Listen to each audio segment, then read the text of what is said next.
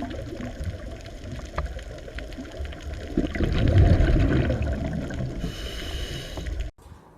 વિદ્યાર્થી મિત્રો, ફરી એકવાર સ્વાગત છે બધાનું। જો દોસ્તો, આપણે અનાવૃત બીજધારીની ચર્ચા કરી ગયા। હવે આજે આવૃત બીજધારીની વાત કરીએ। આમ જુઓ તો આવૃત બીજધારીની વ્યાખ્યા તો આપણે અનાવૃત બીજધારીની સાથે જ ભણી ગયા કે અહીંયા બીજ આવૃત એટલે કે ઢંકાયેલા હોય। શેનાથી ઢંકાયેલા હોય? તો કે ફળ અથવા તો જેને ફલાવરણ કહીએ એના દ્વારા ઢંકાયેલા હોય।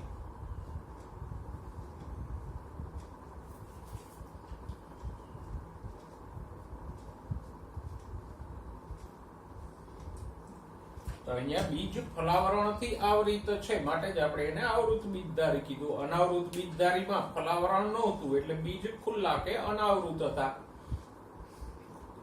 હવે બીજ શા માટે ફલાવરણથી ઢંકાયેલા છે? તો કે જે અંડકમાંથી બીજ ઉત્પન્ન થાય છે એ અંડકો જ બીજાશયથી ઢંકાયેલા છે।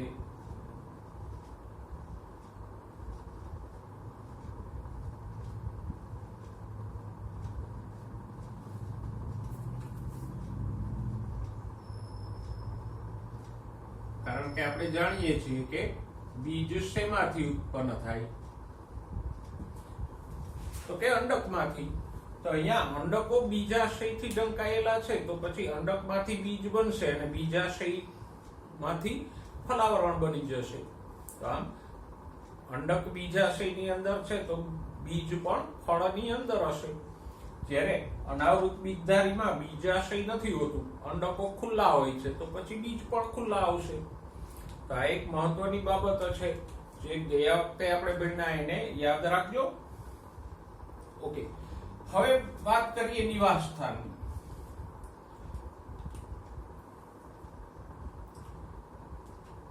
આવૃત બીજધારીનું નિવાસ સ્થાન સાર્વત્રિક છે।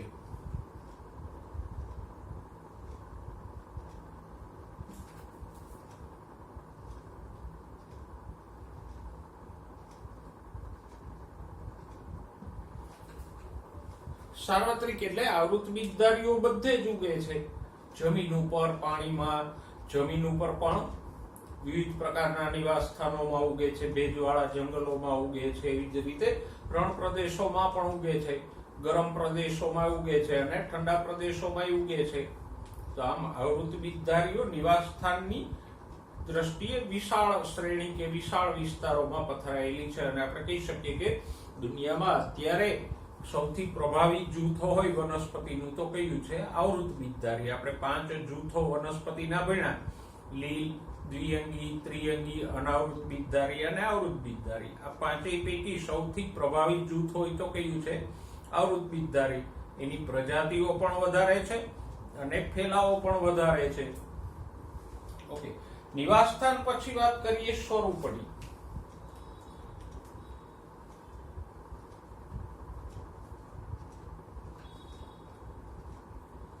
તો સ્વરૂપોમાં પણ અહીંયા વિવિધતા છે। છોડ છે ઘણા બધા, ક્ષુપ છે, ઘણા વૃક્ષો પણ છે અને આરોહી સ્વરૂપના પણ છે। આરોહી એટલે વેલાઓ। અનાવૃત બીજધારીમાં મુખ્યત્વે વૃક્ષો જ હતા, થોડાક ક્ષુપ હતા અને એક જ જામ્યા છોડ હતો। આરોહી સ્વરૂપની કોઈ નહોતી, જ્યારે અહીંયા બધા સમાન છે। છોડે એટલા જ છે, ક્ષુપ સ્વરૂપની એટલી છે, વૃક્ષ સ્વરૂપની પણ છે અને આરોહી સ્વરૂપની પણ છે। બરાબર? જોઈએ હવે આમાં સૌથી નાની અને મોટી જોઈ લે। અનાવૃત બીજધારીમાં સૌથી નાની અનાવૃત બીજધારી કઈ હતી? જામિયા। અને સૌથી મોટી અનાવૃત બીજધારી કઈ હતી? સિકોયા કે રેડવુડ હતી। જ્યારે આવૃત બીજધારીમાં સૌથી નાની કઈ છે? વુલ્ફિયા।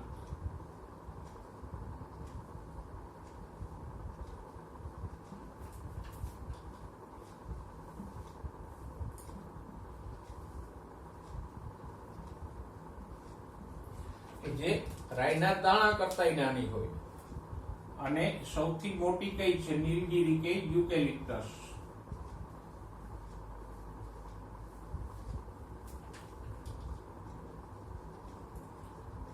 આપણે અહીંયા પણ ઘણી જગ્યાએ નીલગીરીના વૃક્ષો થાય છે, પણ ઓસ્ટ્રેલિયાના અમુક વિસ્તારોમાં જંગલી રીતે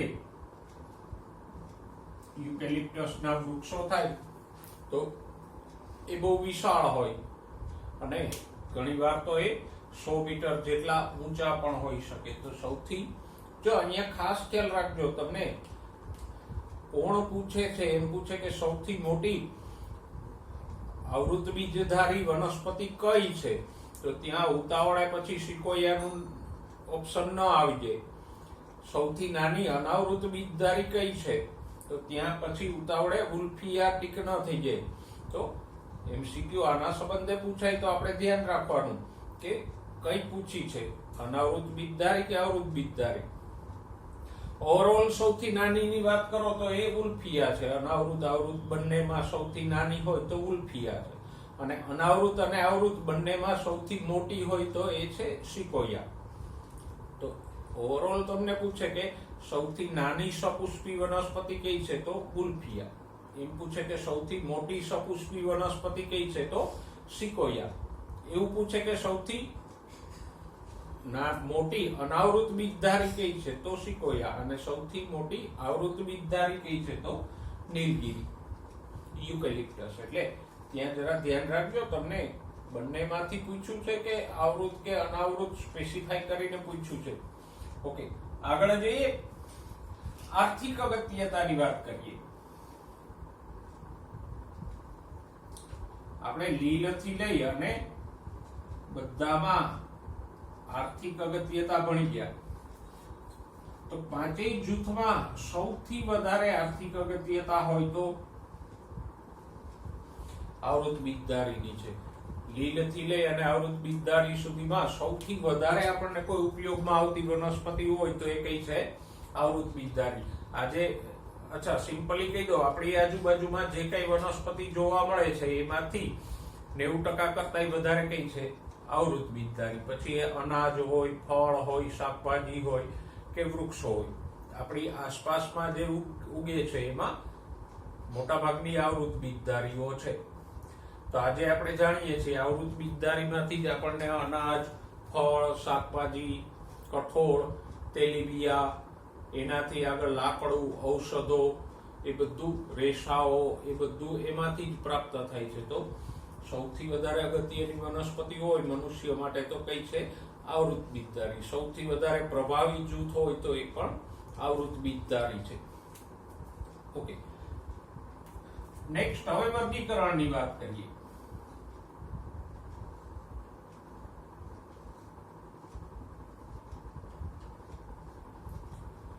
તો આવૃત બીજધારીને બે વર્ગોમાં વિભાજિત કરવામાં આવે. પહેલો વર્ગ છે દ્વિદળી.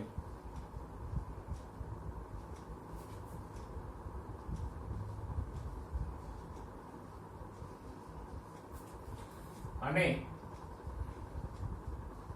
બીજો વર્ગ એનો થાય એકદળી.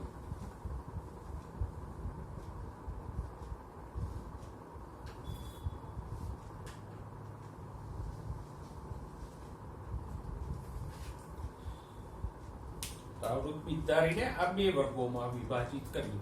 આમ તો આપણે પાંચમું ચેપ્ટર ભણી ગયા એટલે એકદળી દ્વિદળીનો આપણને ખ્યાલ હશે. ઓકે, દ્વિદળીઓ કોને કહીએ? તો કે નંબર 1 સૌથી મહત્વનું લક્ષણ, એના બીજમાં બે બીજપત્રો હોય.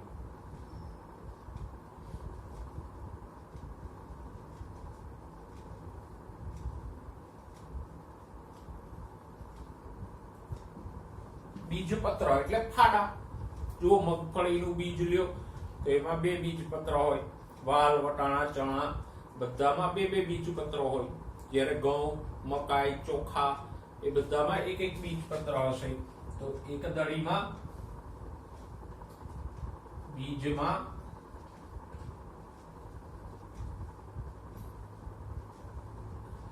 એક જ બીજપત્ર હોય.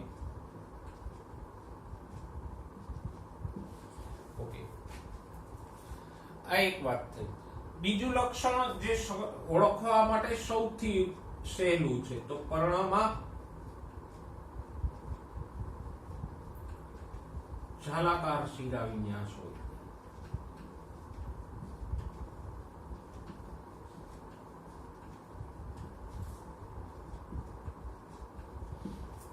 દ્વિદળીના પર્ણમાં જાલાકાર શિરા વિન્યાસ હોય, જ્યારે એક દળીના પર્ણમાં સમાંતર શિરા વિન્યાસ હોય.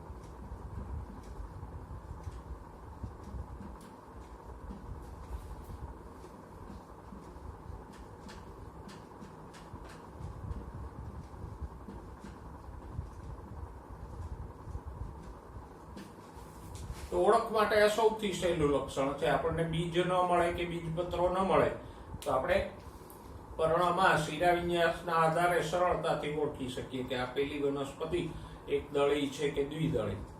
નેક્સ્ટ પુષ્પોની વાત કરીએ તો પુષ્પો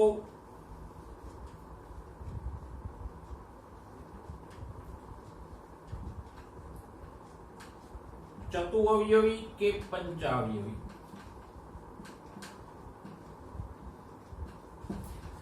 એ પણ આપણે પાંચમા ચેપ્ટરમાં ભણી ગયા કે પુષ્પના ભાગો કે અવયવો 5 કે 5 ગુણાંકમાં હોય તો એને આપણે પંચાવયવી પુષ્પ કહીએ. જેમ કે વજ્રપત્રો 5 હોય, દલપત્રો 5 હોય, પુકેસરો 10 હોય તો એ પુષ્પ કેવું થયું? પંચાવયવી.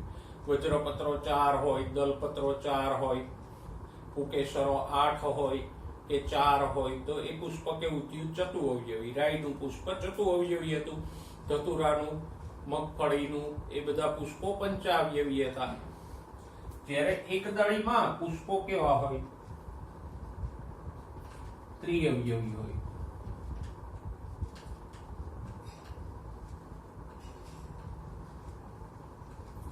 એટલે કે એમાં પરિપુષ્પો, પુકેસરો, સ્ત્રીકેસરો એ 3 કે 3 ગુણાંકમાં હોય. 3 ગુણાંકમાં એટલે 6, 9, 12 એ રીતે હોય. તો આવૃત બીજધારીનું વર્ગીકરણ આપણે કર્યું કે એને 2 વર્ગોમાં વિભાજિત કરવામાં આવે, દ્વિદળી અને એકદળી, અને એની વચ્ચેના મહત્વના તફાવતોની આપણે ચર્ચા કરી. ઓકે બાળકો, હવે જોઈએ આવૃત બીજધારીમાં જીવન ચક્ર. તો આપણે પ્રજનનથી શરૂઆત કરીએ જીવન ચક્રમાં. તો અહીંયા પુષ્પ એ લિંગી પ્રજનન અંગ છે. પુષ્પ શું છે? આવૃત બીજધારીનું લિંગી પ્રજનન અંગ છે. અને પુષ્પમાં પુકેસર હોય એ નર પ્રજનન અંગ ગણાય.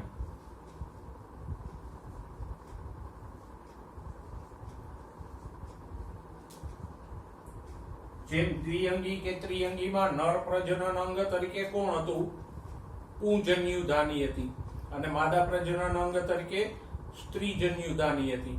એમાં અહીંયા પુકેસર નર પ્રજનન અંગ છે, જ્યારે સ્ત્રીકેસર માદા પ્રજનન અંગ છે.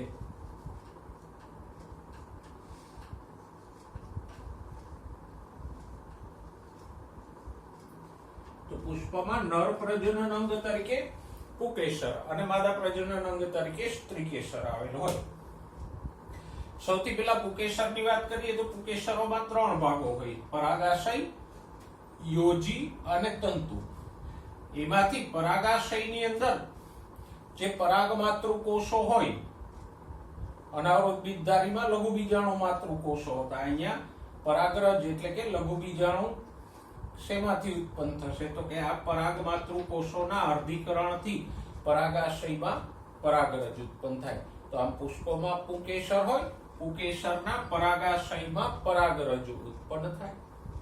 સ્ત્રીકેસરની વાત કરીએ તો સ્ત્રીકેસરમાં પણ 3 ભાગો હોય. ઉપરનો આ ફૂલેલો ભાગ છે એ પરાગાસન, એના પછીનો આ પાતળો તંતુ જેવો ભાગ છે એ પરાગવાહિની, અને નીચેનો આ વિસ્તૃત અને ખુલેલો ભાગ છે એ બીજાશય. તો આમ સ્ત્રીકેસરમાં 3 ભાગો હોય: પરાગાસન, પરાગવાહિની અને બીજાશય. બીજાશયની અંદર અંડક હોય અને અંડકની અંદર એક પ્રદેહ નામનો ભાગ હોય. ઓકે, હવે સમય જતા પ્રદેહની અંદર જ મહાબીજાણુનો વિકાસ થશે. જેમ પરાગાશયની અંદર પરાગરજ એટલે કે લઘુ બીજાણુનો વિકાસ થયો, એમ અહીંયા બીજાશયમાં આવેલા અંડકમાં જે પ્રદેહ હોય એ પ્રદેહની અંદર મહાબીજાણુનો વિકાસ થાય. કેવી રીતે થાય? તો કે પ્રદેહનો કોઈ એક કોષ મોટો બની જાય, આમ વિસ્તરે. આ જે પ્રદેહ છે એમાંથી કોઈ એક કોષ મોટો બને અને પછી એનું અર્ધીકરણ થાય એટલે એકમાંથી 4 એકકીય મહાબીજાણુઓ બને. જો અહીંયા લઘુ બીજાણુ એટલે કે પરાગરજ અને આ મહાબીજાણુઓ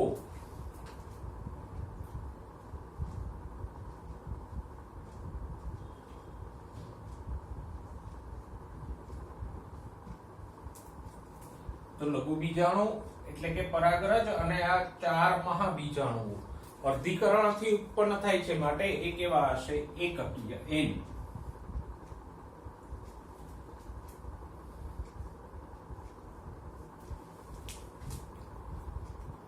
પછી આગળ શું થાય? તો કે આગળ આ મહાબીજાણુમાંથી આગળનો વિકાસ થશે. એને પછી જોઈએ. અત્યારે આટલું યાદ રાખો, સ્ત્રીકેસરમાં બીજાશય હોય, બીજાશયમાં અંડક હોય, અંડકમાં પ્રદેહ હોય અને પ્રદેહની અંદર 4 એકકીય મહાબીજાણુ ઉત્પન્ન થાય.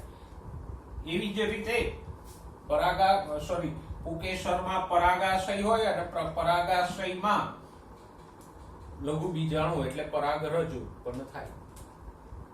ઓકે, હવે પહેલા આપણે પરાગરજનો આગળનો વિકાસ જોઈએ. તો પરાગરજમાં જે કોષ કેન્દ્ર હોય એનું 2 વખત વિભાજન થાય અને પરાગરજની અંદર 2 નરજન્યુ ઉત્પન્ન થાય. તો હવે ધ્યાનથી સમજો. જો નરજન્યુ ક્યાં ઉત્પન્ન થયા? પરાગરજમાં. તો નરજન્યુજનક અવસ્થા ક્યાં ગઈ? તો કે પરાગરજ એટલે લઘુ બીજાણુની અંદર જ ઉત્પન્ન થઈ ગઈ. પરાગરજની અંદર જે 2 વિભાજન થઈ અને 2 નરજન્યુ અને 1 વાનસ્પતિક કોષ બને, એ વિકાસને જ નરજન્યુજનક તબક્કો કહેવાય. તો આમ અહીંયા જુઓ, લઘુ બીજાણુ એટલે કે પરાગરજની અંદર જ નરજન્યુજનક અવસ્થાનો વિકાસ થઈ જાય છે. દ્વિઅંગી ત્રિઅંગીમાં શું હતું? બીજાણુ બને અને બીજાણુમાંથી એક અવસ્થા બને જેને આપણે જન્યુજનક કહેતા હતા, અને એ અવસ્થાની ઉપર નરજન્યુ ઉત્પન્ન થાય. નર કે માદા જન્યુ ઉત્પન્ન થાય. અહીંયા એક જન્યુજનક અવસ્થા આખી કપાઈ જ ગઈ. સીધું લઘુ બીજાણુની અંદર જ નરજન્યુ બની ગયા. અને લઘુ બીજાણુ કે પરાગરજમાં 2 વાર વિભાજન થાય અને 2 નરજન્યુ બને, એટલા તબક્કાને જ શું કહીએ? નરજન્યુજનક અવસ્થા. સમજાઈ ગયું? તો અહીંયા પરાગરજની અંદર 2 નરજન્યુ ઉત્પન્ન થશે. હવે આ મહાબીજાણુઓનો આગળનો વિકાસ જોઈએ. એમાંથી માદાજન્યુ ઉત્પન્ન થશે. કેવી રીતે? તો કે પહેલા તો 4 માંથી 3 મહાબીજાણુઓ નાશ પામી જશે અને આ એક જે મહાબીજાણુ બચ્ચો છે એનું કોષ કેન્દ્ર હવે 3 વખત વિભાજન પામશે અને એ મહાબીજાણુ પણ મોટો થતો જશે. આમ એનું કોષ કેન્દ્ર વિભાજન પામતું જશે અને મહાબીજાણુ પોતે પણ મોટો થતો જશે અને મોટો થતા આખા પ્રદેહની જગ્યાએ એ આવી જશે. તો હવે પ્રદેહ નાશ પામી ગયો. પ્રદેહની જગ્યાએ મહાબીજાણુમાંથી વિકસેલો ભ્રૂણપુટ્ટ આવી ગયો.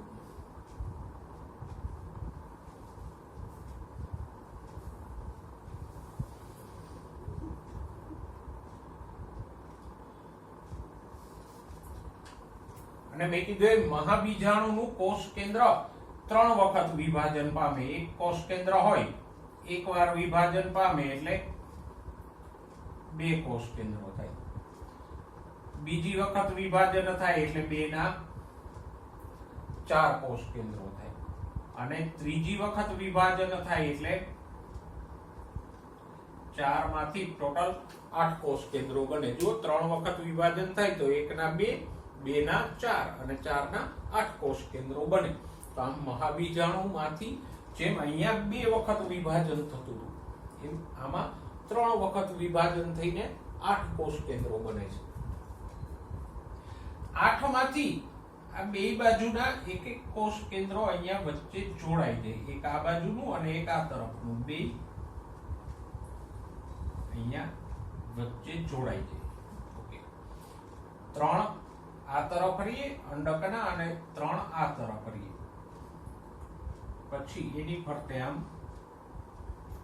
દીવાલ બની જાય.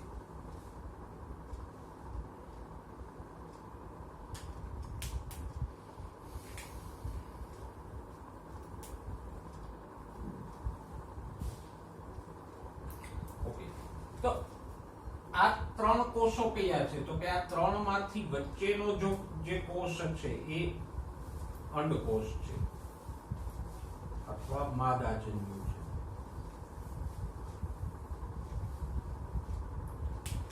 સાઈડના બે કોષો છે, આ બંને કોષો એ છે પ્રતિધ્રુવીય કોષો.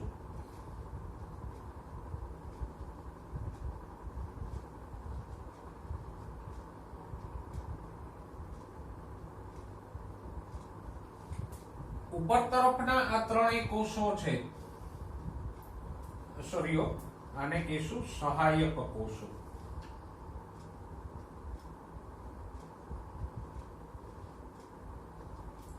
ઉપર તરફના આ 3 કોષો છે એને કહીશું પ્રતિધ્રુવીય કોષો.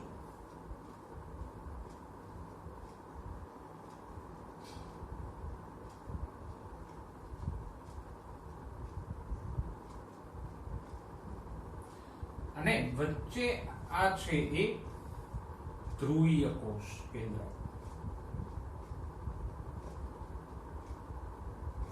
અથવા દ્વિકીય કોષ કેન્દ્ર. તો આમ મહાબીજાણુના કોષ કેન્દ્રનું 3 વાર વિભાજન થયું એટલે 8 કોષ કેન્દ્રો બન્યા. 8 માંથી 2 વચ્ચે જોડાઈ ગયા, 3 આ છેડે રહ્યા, 3 આ છેડે રહ્યા. આ 3 માંથી વચ્ચેનો જે કોષ છે એ અંડકોષ કે માદાજન્યુ, સાઈડના 2 કોષો છે સહાયક કોષો. આ તરફના 3 છે એને કહીશું પ્રતિધ્રુવીય કોષો અને વચ્ચે છે એ ધ્રુવીય કોષ કેન્દ્ર. આ સહાયક કોષો અને અંડકોષો ત્રણેયને આપણે સંયુક્ત રીતે કહીશું અંડ પ્રસાધન. એટલે અંડ પ્રસાધનમાં 3 કોષો હોય. કયા 3 હોય? 2 સહાયક કોષો અને 1 અંડકોષ. તો આ જે 8 કોષ કેન્દ્રો વાળી આખી રચના બની એને શું કહેવાય? ભ્રૂણપુટ અથવા માદાજન્યુ જનક.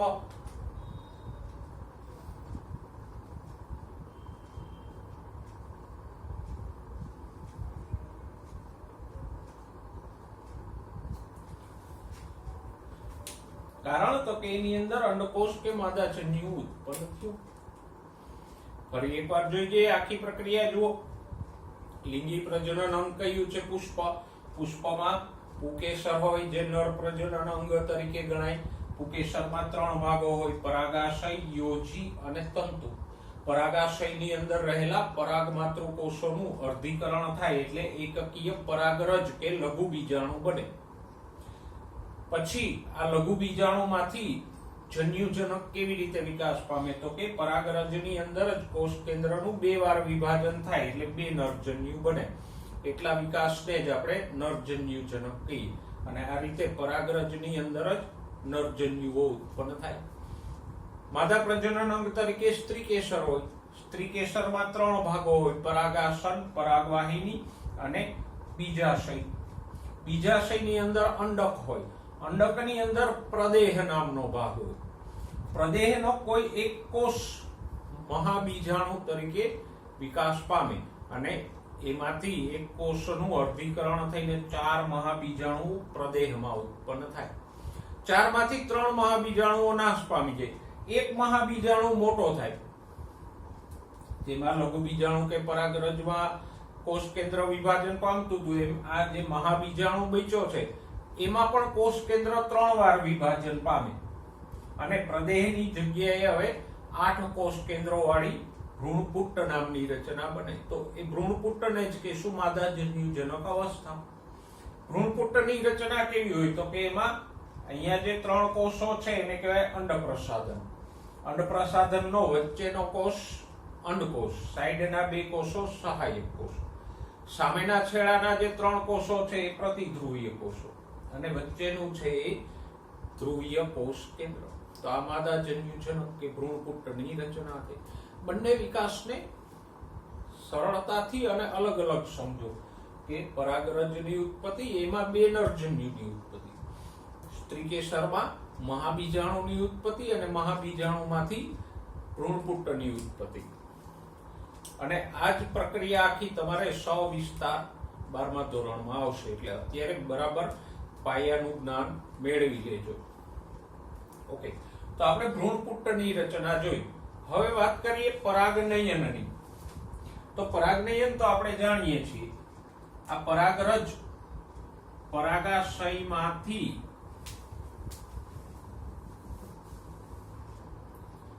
અહીંયા સ્ત્રીકેસરના પરાગાસન ઉપર પડે એને શું કહેવાય? પરાગનયન.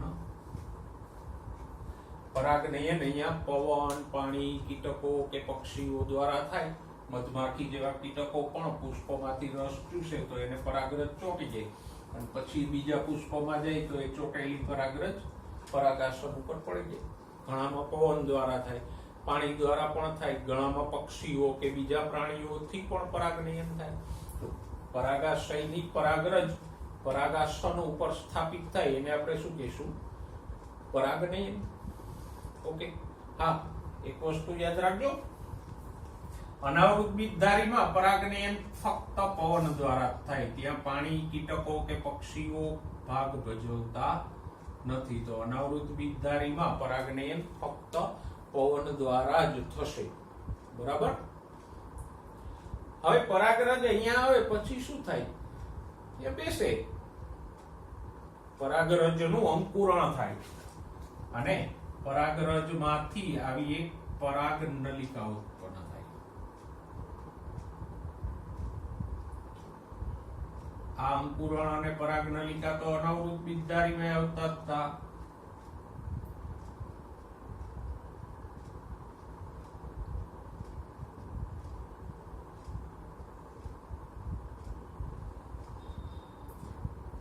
અને આ પરાગનલિકા ક્યાં પહોંચે?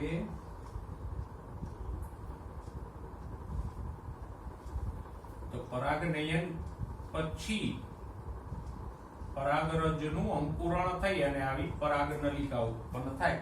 એ પરાગનલિકા છેક અહીંયા ભ્રૂણપુટ્ટની અંદર પહોંચે અને આ બે નરજન્યુઓ છે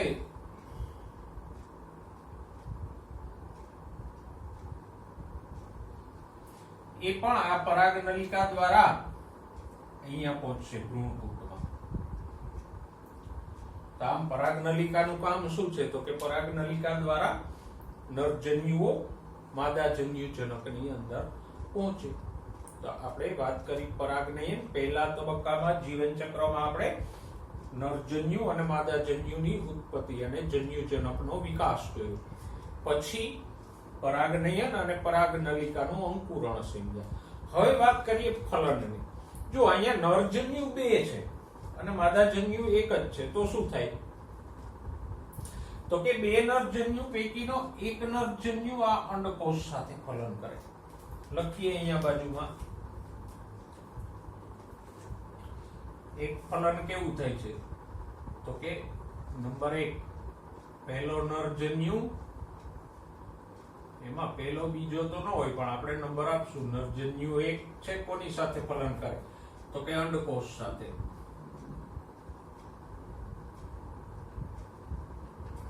અને એને પરિણામે શું બને? તો કે ફલિતાંડ બને અથવા યુગ્મનજ બને.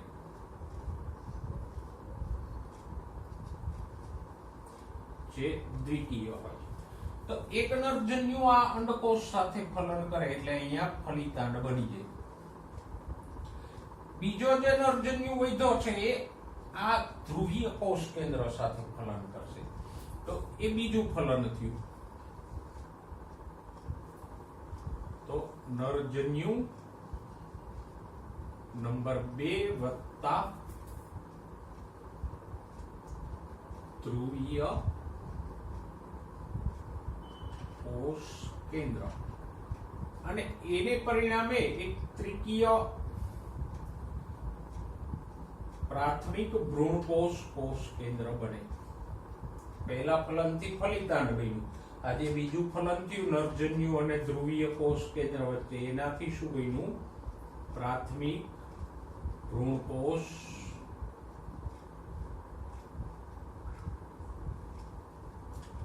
કોષ કેન્દ્ર.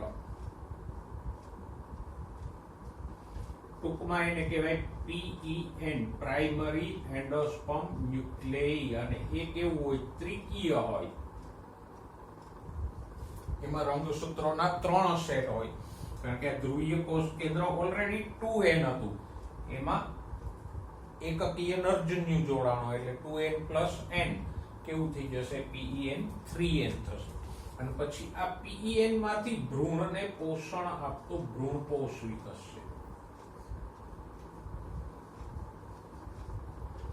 એ પણ ત્રિકીય જ હોય. ફલિતાંડમાંથી આગળ જતા ભ્રૂણ અને બીજનું નિર્માણ થશે. તો જો ફલન અહીંયા 2 થયા. એક ફલન નરજન્યુ અને અંડકોષ વચ્ચે થયું, બીજું ફલન બીજો નરજન્યુ અને ધ્રુવીય કોષ કેન્દ્ર વચ્ચે થયું.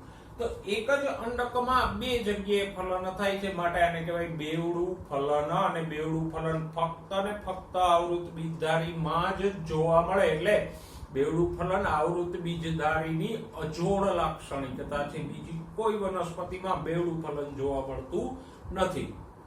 તો આપણે અહીંયા ફલનની વાત કરી. આ બધું તમને હું 12મા ધોરણમાં પાછો સવિસ્તાર સમજાવીશ, ઠોકી બજાવીને. પણ ત્યાં સુધી આ યાદ રાખજો, એટલે મને જરા ખેલું પડે ત્યારે સમજાવવામાં. બરાબર? તો આપણે આવૃત બીજધારીનું જીવન ચક્ર અને એમાં ફલન સુધીની ઘટનાઓની ચર્ચા કરી. ઓકે મિત્રો, હવે પ્રકરણનો છેલ્લો મુદ્દો જોઈએ. જીવન ચક્ર ભાત અને એકાંતર જનન.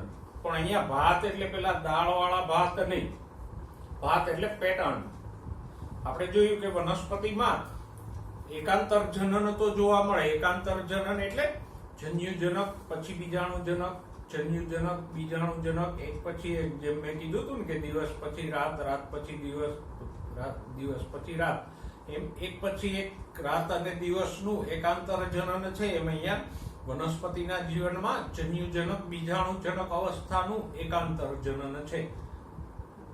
પણ હવે આપણે લીલથી લઈ અને આવૃત બીજધારી સુધીના જીવન ચક્રો બન્યા, તો એમાં આપણને આ એકાંતર જનન એક સરખું નથી જોવા મળ્યું. લીલ કે દ્વિઅંગીમાં જન્યુજનક અવસ્થા મુખ્ય અને મોટી હતી, બીજાણુજનક ગૌણ હતી. ત્રિઅંગીમાં તો કે બીજાણુજનક મુખ્ય હતી, પણ જન્યુજનક પૂર્વદેહ પણ હતો ખરો, અલગથી નાનકડો. અનાવૃત અને આવૃત બીજધારીમાં તો કે બીજાણુજનક મુખ્ય છે, જ્યારે જન્યુજનક નું કોઈ સ્વતંત્ર અસ્તિત્વ જ નથી. એ પરાગરજ કે અંડકની અંદર જ સમાવેશિત થઈ જાય છે. તો આમ આપણે જોયું કે જન્યુજનક અવસ્થા ધીમે ધીમે ધીમે ધીમે ધીમે ક્ષીણ થતી ગઈ કે નાની થતી ગઈ, અને બીજાણુજનક અવસ્થા મોટી થતી ગઈ. તો આમ લીલથી લઈ અને આવૃત બીજધારી સુધીમાં જીવન ચક્ર એક સરખું નથી, એમાં બદલાવ આવ્યા કરે છે. અને એટલે જીવન ચક્રોને આપણે 3 ભાગોમાં વહેંચી શકીએ. એકવિધ જીવન ચક્ર, દ્વિવિધ જીવન ચક્ર અને એક દ્વિવિધ જીવન ચક્ર. પેલા સરળતાથી સમજી લઈએ, પછી આગળ જઈએ.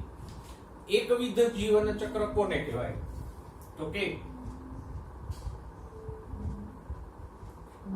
એકકીય એટલે કે n,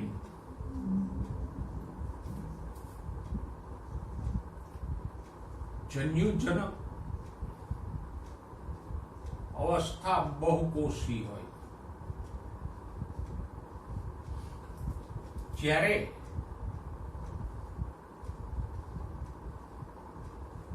દ્વિકીય 2n, બીજાણુજનકના બધા કોષો દ્વિકીય હોય, જન્યુજનકના બધા કોષો એકકીય હોય. તફાવતોમાં આપણે લખી ગયા. દ્વિકીય બીજાણુજનક ફક્ત એકકોષીય હોય. ઓકે. દ્વિવિધ તો કે એમાં ઊંધું છે. એકકીય જન્યુજનક અવસ્થા એક કોષીય કે એકદમ ક્ષીણ હશે.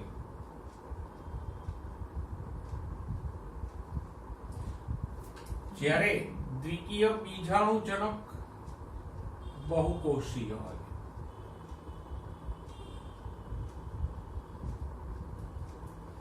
તો સિમ્પલ જ છે, જ્યાં એકકીય જન્યુજનક મુખ્ય છે એ એકવિધ, સામે બીજાણુજનક એક કોષીય છે. દ્વિવિધમાં ઊંધું છે, દ્વિકીય બીજાણુજનક મુખ્ય હોય અને જન્યુજનક એક કોષીય હોય તો દ્વિવિધ. એક દ્વિવિધમાં બે અવસ્થાઓ બહુકોષીય હશે, જન્યુજનક અને બીજાણુજનક બંને બહુકોષીય હશે.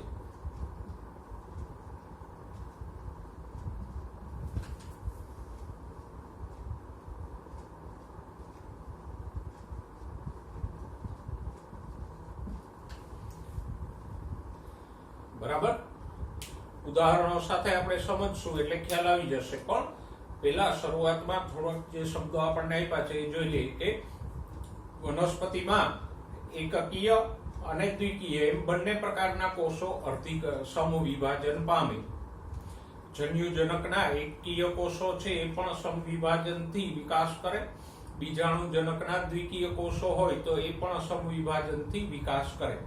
ઓકે, હવે એકકીય દેહ છે એ જન્યુજનક કહેવાય અને દ્વિકીય કોષોથી બનેલો દેહ હોય તો એ બીજાણુજનક કહેવાય.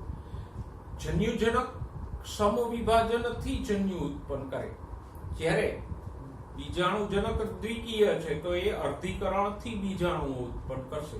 કારણ કે જન્યુ હોય કે બીજાણુ હંમેશા એકકીય જ હોય. તો દ્વિકીય બીજાણુજનક છે તો એ બીજાણુ ઉત્પન્ન કરશે ને, પણ બીજાણુજનક દેહ તો દ્વિકીય છે તો પછી એમાં અર્ધીકરણ થઈને બીજાણુ ઉત્પન્ન થશે.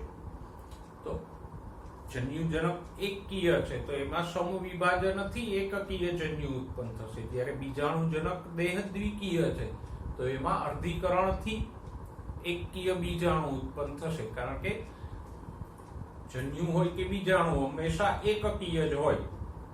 તો પછી એને ઉત્પન્ન કરનાર દેહ કેવો છે એના આધારે વિભાજન થશે. જો દેહ એકકીય હોય તો સમવિભાજનથી એકકીય જન્યુ ઉત્પન્ન થશે.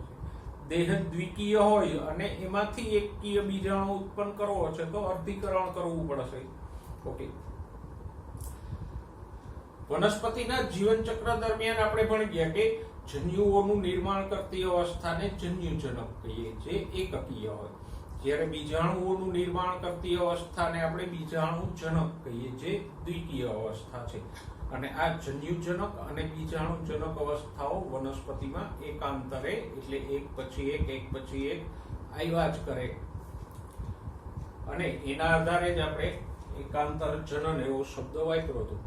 હવે આવીએ જીવન ચક્રના 3 પ્રકારો ઉપર. એમાં પહેલું જોઈએ એકવિધ જીવન ચક્ર. એકવિધ જીવન ચક્ર સરળ રીતે આપણે કોને કીધું તો કે જ્યાં એકકીય જન્યુજનક અવસ્થા બહુકોષીય હોય, જ્યારે દ્વિકીય બીજાણુજનક એક કોષીય હોય તો એને આપણે એકવિધ પ્રકારનું જીવન ચક્ર કહીએ. જુઓ આકૃતિમાં સાથે સાથે લખાણ પણ જોતા જઈએ. જુઓ પહેલો પોઈન્ટ, અહીંયા બીજાણુજનક પેઢી ફક્ત એક કોષીય ફલિતાંડ પૂરતી જ મર્યાદિત છે અને એ પણ મુક્ત જીવી નથી. ફલિતાંડનું અર્ધીકરણ થઈ અને તરત જ 4 બીજાણુઓ બની જાય અને બીજાણુ એટલે જન્યુજનક અવસ્થાનો પહેલો કોષ. મેં તમને કીધું હતું કે ફલિતાંડ એટલે બીજાણુજનક અવસ્થાનો પહેલો કોષ અને બીજાણુ એટલે જન્યુજનક અવસ્થાનો પહેલો કોષ. ફલિતાંડથી બીજાણુ વચ્ચે જન્યુજનક અવસ્થા કહેવાય અને બીજાણુથી ફલિતાંડ સુધીનો તબક્કો ફલિતાંડથી બીજાણુ વચ્ચેનો તબક્કો બીજાણુજનક કહેવાય અને બીજાણુથી ફલિતાંડ સુધીનો તબક્કો જન્યુજનક કહેવાય. તો આમ ફલિતાંડ એ બીજાણુજનક અવસ્થા છે, પણ એનું તરત જ અર્ધીકરણ થઈને બીજાણુ બની જાય, મતલબ કે ફલિતાંડ પછી તરત જ જન્યુજનક અવસ્થા શરૂ થઈ ગઈ. તો અહીંયા બીજાણુજનક અવસ્થા કઈ થઈ? ફક્ત ફલિતાંડ. એક કોષીય ફલિતાંડ છે એ જ બીજાણુજનક અવસ્થા થઈ. તો જો મેં અગાઉ કીધું હતું ને કે એકવિધ જીવન ચક્રમાં બીજાણુજનક અવસ્થા એક કોષીય હોય. જો આગળ ત્રીજો મુદ્દો, આવી વનસ્પતિમાં જન્યુજનક એ મુક્તજીવી, પ્રભાવી અને પ્રકાશ સંશ્લેષી હોય. આકૃતિમાં પણ જુઓ, ફલિતાંડથી જુઓ તો ફલિતાંડ દ્વિકીય છે, એનું તરત જ અર્ધીકરણ થઈ અને 4 એકકીય બીજાણુઓ બને અને પછી એ બીજાણુમાંથી સુકાઈ બની જાય કે જે જન્યુજનક છે. અને પછી એ જન્યુજનક સુકાઈમાં ફરીવાર જન્યુઓ ઉત્પન્ન થાય. જન્યુજનન એટલે જન્યુઓ ઉત્પન્ન થાય, નરજન્યુ અને માદાજન્યુ. પછી એ જન્યુઓ વચ્ચે સંયુગ્મન એટલે ફલન થાય. સંયુગ્મન એટલે ફલન. ફલનથી ફલિતાંડ બને અને ફલિતાંડનું તરત જ અર્ધીકરણ થઈને બીજાણુ બની જાય છે. એટલે અહીંયા બીજાણુજનક પેઢી તરીકે કોણ આવ્યું? ફલિતાંડ. જ્યારે જન્યુજનક તરીકે લીલનો જે સુકાઈ હોય એ છે. તો આમ અહીંયા આપણે સમજી શકીએ કે એકકીય જન્યુજનક અવસ્થા બહુકોષીય સુકાઈ સ્વરૂપની છે, જ્યારે દ્વિકીય બીજાણુજનક એક કોષીય છે. તો એને જ કહેવાય એકવિધ જીવન ચક્ર. મોટાભાગની લીલ જેમ કે વોલ્વોક્સ, પછી સ્પાયરોગૈરા, ક્લેમિડોમોનાસ, યુલોથ્રિક્સ, એ બધી આ પ્રકારનું જીવન ચક્ર દર્શાવે. બીજો પ્રકાર જોઈએ, બીજી પેટર્ન કે વાત જોઈએ, દ્વિવિધ જીવન ચક્ર. દ્વિવિધ તો દ્વિકીય બીજાણુજનક બહુકોષી હોય, એનાથી વિરુદ્ધમાં એકકીય જન્યુજનક એક કોષી હોય. જો આકૃતિની મદદથી આપણે સમજવાનો પ્રયત્ન કરીએ. જો અહીંયા દ્વિકીય બીજાણુજનક છે એ પ્રભાવી, મોટી અને પ્રકાશ સંશ્લેષી હોય, જ્યારે એકકીય જન્યુજનક એક કોષીય કે થોડાક કોષોની. થોડાક કોષો એટલે કે પેલા ભ્રૂણપુટમાં હતા એ 7 કોષો, તો એટલા કોષો વાળી હોય. અને આવા જીવન ચક્રને દ્વિવિધ જીવન ચક્ર કહેવાય. જો આવૃત અને અનાવૃત બીજધારીનું જીવન ચક્ર દ્વિવિધ પ્રકારનું હતું કે જ્યાં બીજાણુજનક છોડ કે વૃક્ષ સ્વરૂપનું હતું, વિશાળ વૃક્ષ સ્વરૂપે. જ્યારે જન્યુજનક અવસ્થા તો કે નરજન્યુજનક અવસ્થા પરાગરજની અંદર જ વિકાસ પામતી હતી, એટલે એક કોષી હતી. માદાજન્યુજનક તરીકે કોણ હતો? પેલો 8 કોષ કેન્દ્ર વાળો ભ્રૂણપુટ હતો. તો આમ અહીંયા જન્યુજનક અવસ્થાઓ એકાદા કોષની કે થોડાક જ કોષો વાળી છે, જ્યારે બીજાણુજનક વિશાળ વૃક્ષ સ્વરૂપની છે. તો એને કહેશું આપણે દ્વિવિધ જીવન ચક્ર. આકૃતિમાં પણ જુઓ, અર્ધીકરણથી શરૂઆત કરો તો અર્ધીકરણ થઈને બીજાણુઓ ઉત્પન્ન થાય. લઘુ બીજાણુ એટલે પરાગરજ અને અંડકની અંદર મહાબીજાણુ બને. પછી એ બીજાણુઓની અંદર જ જન્યુઓ બની જાય. પરાગરજમાં નરજન્યુ બનતો હતો અને મહાબીજાણુમાંથી જે ભ્રૂણપુટ્ટ ઉત્પન્ન થતો હતો એની અંદર માદાજન્યુ બનતો હતો. યાદ કરો. પછી એની વચ્ચે સંયુગ્મન એટલે કે ફલન થાય. ફલનથી ફલિતાંડ બને. ફલિતાંડમાંથી ભ્રૂણનો વિકાસ થાય અને ભ્રૂણમાંથી જે બીજ બને એમાંથી પાછું બીજાણુજનક સ્વરૂપનું વિશાળ વૃક્ષ બની જાય. તો ફલિતાંડ પછીથી જે રચનાઓ છે, બીજ, વૃક્ષ, પુષ્પ, એ બધી બીજાણુજનક છે. તો દ્વિવિધ જીવન ચક્રમાં દ્વિકીય બીજાણુજનક બહુકોષી અને મોટી હોય, સામે જન્યુજનક એક કોષી અથવા થોડાક જ કોષો વાળી હોય. ઓકે, નેક્સ્ટ ત્રીજા પ્રકારનું જીવન ચક્ર જોઈએ, એક જ દ્વિવિધ જીવન ચક્ર. અહીંયા બંને અવસ્થાઓ બહુકોષીય હશે, એટલે જ આપણે એને શું કીધું? એક દ્વિવિધ. જો આકૃતિની મદદથી આને પણ આપણે સમજીએ તો દ્વિઅંગી અને ત્રિઅંગીમાં આવી મધ્યસ્થ એટલે વચ્ચેની ભાત જોવા મળે. મધ્યસ્થ એટલે એક વિધેય નથી, દ્વિવિધેય નથી, વચ્ચેની છે. અને આપણે ભણી ગયા દ્વિઅંગી અને ત્રિઅંગીમાં, ભલે દ્વિઅંગીમાં જન્યુજનક મુખ્ય હતી અને બીજાણુજનક ગૌણ હતી. ત્રિઅંગીમાં બીજાણુજનક મુખ્ય હતી અને જન્યુજનક ગૌણ હતી. પણ સામેવાળી ગૌણ અવસ્થા પણ બહુકોષીય છે દ્વિઅંગીને યાદ કરો તો સુકાઈ જે છે માર્કેન્સિયાનો એ જન્યુજનક હતો, પણ એની ઉપર પેલો પ્રાવર દંડ અને પાદ વાળો બીજાણુજનક બનતો હતો. એ ગૌણ હતો પણ બહુકોષીય હતો, ઘણા બધા કોષો વાળો હતો. ત્રિઅંગીને યાદ કરો તો એમાં જે છોડ હતો એ બીજાણુજનક હતો, પણ એ છોડના બીજાણુમાંથી જે પૂર્વદેહ સ્વરૂપનો જન્યુજનક બનતો હતો એ પણ સ્વતંત્ર અને બહુકોષીય હતો. તો અહીંયા જન્યુજનક મુખ્ય હોય કે બીજાણુજનક મુખ્ય હોય, પણ સામેની ગૌણ અવસ્થા પણ બહુકોષીય છે. મતલબ કે બંને અવસ્થાઓ બહુકોષીય હોય, મુખ્ય ભલે ગમે તે હોય. તો એને એક દ્વિવિધ જીવન ચક્ર કહેવાય. તો આકૃતિની મદદથી હવે સમજી લ્યો. જુઓ, અહીંયા જન્યુજનક અવસ્થા એકકીય છે. એમાં જન્યુજનન એટલે જન્યુઓ ઉત્પન્ન થાય, જન્યુઓ વચ્ચે સંયુગ્મન એટલે ફલન થાય, ફલનથી ફલિતાંડ બને, ફલિતાંડમાંથી એક બીજાણુજનકનો વિકાસ થાય. પછી દ્વિઅંગીની જેમ પ્રાવર સ્વરૂપનો હોય તોય ભલે અને ત્રિઅંગીની જેમ છોડ સ્વરૂપનો હોય તોય ભલે, પણ બીજાણુજનક બને છે અને બહુકોષીય બને છે. બીજાણુજનકમાં અર્ધીકરણ થઈ અને બીજાણુઓ ઉત્પન્ન થાય, અને એ બીજાણુઓના અંકુરણથી ફરીવાર નવો જન્યુજનક બને. ઓકે, તો આ જે છે એને તમે સરળતાપૂર્વક નોંધી લેજો, જેથી કરીને આટલી લીટીઓ યાદ રાખો 3, તો સહેલાઈથી તમને જીવનચક્ર સમજાઈ જાય. પછી આગળ તો આપણે જે વર્ણન આપ્યું છે એ સમજ્યા જ છીએ ઓલરેડી. ઓકે, તો અહીંયા હવે આપણે પ્રકારો અનુસાર દર્શાવવું તો પહેલા પ્રકારનું જીવનચક્ર શેમાં જોવા મળે? એકવિધ જીવનચક્ર શેમાં જોવા મળશે? અહીંયા સમય એમ નથી એટલે ઉદાહરણો હું નીચે લખું છું. એકવિધ, દ્વિવિધ અને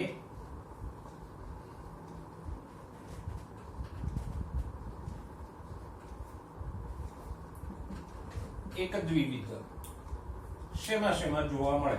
તો કે એકવિધ જીવન ચક્ર મોટે ભાગે લીલમાં જોવા મળશે. મોટા ભાગની લીલ એકવિધ જીવન ચક્ર દર્શાવે. પછી અનાવૃત બીજધારી અને આવૃત બીજધારીઓ છે એ દ્વિવિધ જીવન ચક્ર દર્શાવે. અને એક દ્વિવિધ કોણ દર્શાવે? તો કે દ્વિઅંગી અને ત્રિઅંગીઓ એક દ્વિવિધ દર્શાવે.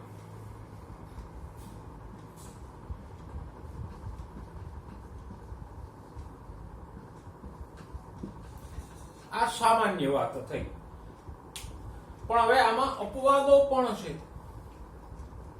અપવાદો કયા છે? તો કે દાખલા તરીકે જુઓ, એક્ટોકાર્પસ, પોલીસાયફોનિયા અને અલ્વા જેવી દરિયાઈ લીલ છે તો એ એક દ્વિવિધ દર્શાવે. બાકી આપણે જોયું કે લીલમાં કેવું જીવન ચક્ર હોય? એકવિધ. પણ આ એક્ટોકાર્પસ કે પોલીસાયફોનિયા કે અલ્વા જેવી દરિયાઈ લીલ છે એ અવળચંડાઈ કરીને એકવિધને બદલે કેવું દર્શાવે છે? એક દ્વિવિધ. તો આ અપવાદ છે કે આ એક્ટોકાર્પસ,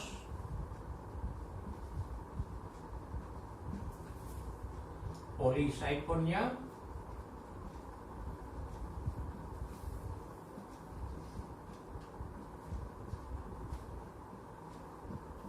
અને અલ્વા કે જે લીલ હોવા છતાંય આ ત્રણેય કોણ છે? લીલ છે. તો એ લીલ હોવા છતાંય એકવિધને બદલે એક દ્વિવિધ જીવન ચક્ર દર્શાવે.